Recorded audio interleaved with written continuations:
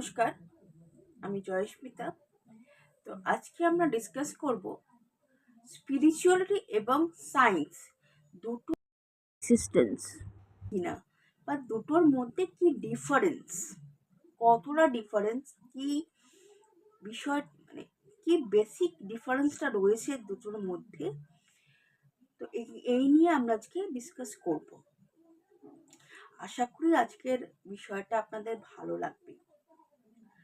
তো বেশি কথা না বাড়িয়ে শুরু করছি। তো সায়েন্স এবং স্পিরিচুয়াল কোএক্সিস্ট করে আমাদের লাইফ রিয়ালিটিতে, আমরা সেটা জানি। তো বেসিক ডিফারেন্সটা কি, এদের অ্যাপ্রোচটা, অনুসন্ধান, কারণ এদের প্রাইমারি গোলটা কিন্তু এক, সেটা হচ্ছে সত্যিটাকে খুঁজে বের করার পদ্ধতিতে শুধু অন্য, অ্যাপ্রোচটা ডিফারেন্ট। সায়েন্সের এক রকমের, স্পিরিচুয়ালিটির এক রকমের, পদ্ধতিটা শুধু অন্যরকম, কিন্তু প্রাইমারি গোলটা কিন্তু এক, সেটা হচ্ছে সত্যিটাকে খুঁজে বের করার। তো আমরা আগে বুঝবো সায়েন্স কিভাবে কাজ করে।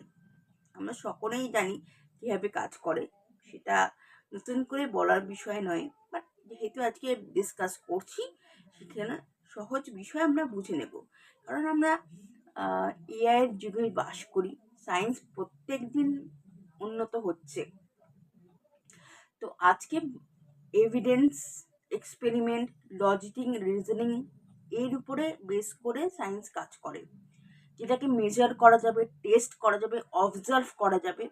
সায়েন্স সবসময় যেটা চোখে দেখা যায় সেটাতে বিশ্বাস করে, এইভাবে কাজ করে সায়েন্স।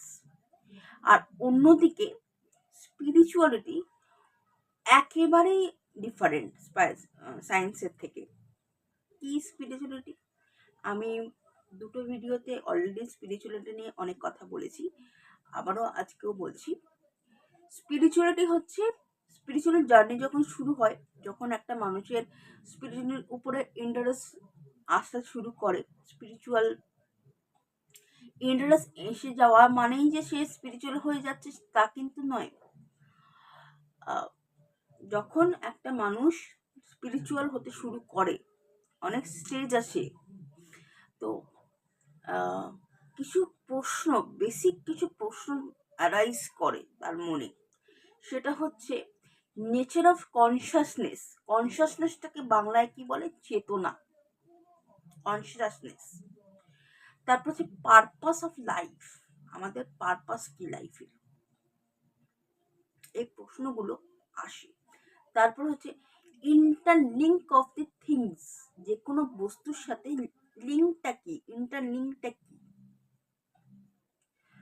ধরো আমি চশমাটা পরে রয়েছি, চশমার সাথে কাঁচের কানেকশনটা কি, এই জিনিসগুলোর উপরে একটা ইন্টারেস্ট গ্রো করতে শুরু করে যখনই স্পিরিচুয়াল গ্রোথটা শুরু হয়। এটা কিন্তু সায়েন্সও বটে। আপনি একটু ভেবে দেখুন, আমরা তো শুধু এটা বা শুধু গ্লাসটাও ইউজ করতে পারতাম, এটা ইউজ না করে, তাই না? আমরা এই ফ্রেমটাও ইউজ করি কেন, আর কাঁচটাও ইউজ করি কেন? কারণ কমফর্টের জন্য, যাতে প্রপারলি দেখতে পাই, কম পড়তেও সুবিধা হয়, আর যেই পারপাসে পড়ছি সেটাও পারপাসটাও সলভ হয়। তো পারপাস এবং ট্রুথ দুটোই সলভ হলো, আমি বোঝাতে পারছি আশা করি। তো এই যে এর ইয়েটা অন্য, মানে খোঁজার সন্ধানটা আলাদা, কিন্তু যেটা বললাম আর কি, পদ্ধতিটা অন্যরকম। সায়েন্স এবং স্পিরিচুয়ালিটির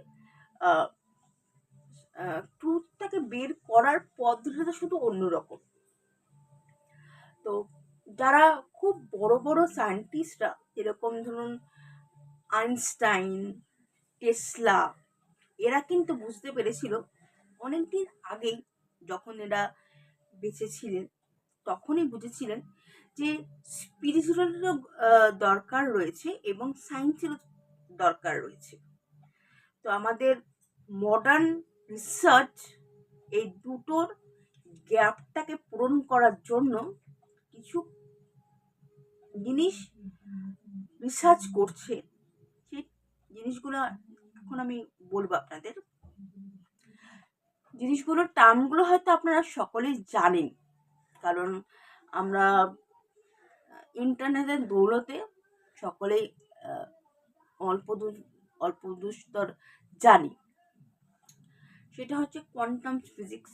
জানি, শব্দটা শুনেছি, কোয়ান্টাম ফিজিক্স এটা একটা। একটা হচ্ছে নিউরো সায়েন্স, এনার্জি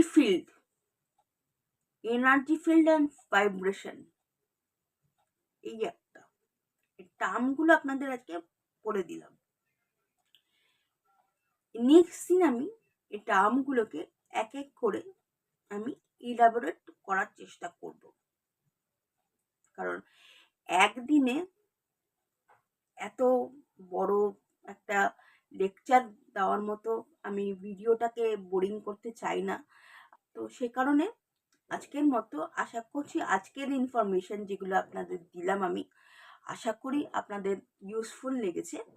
তো আজকের ভিডিওটা যদি ভালো লাগে তাহলে লাইক করবেন ভিডিওটা এবং সাবস্ক্রাইব করবেন যদি ভিডিওসগুলো ভালো লাগছে। তো আরেকটা ভিডিও নিয়ে কালকে আবার দেখা হবে। ততক্ষণের জন্য নমস্কার।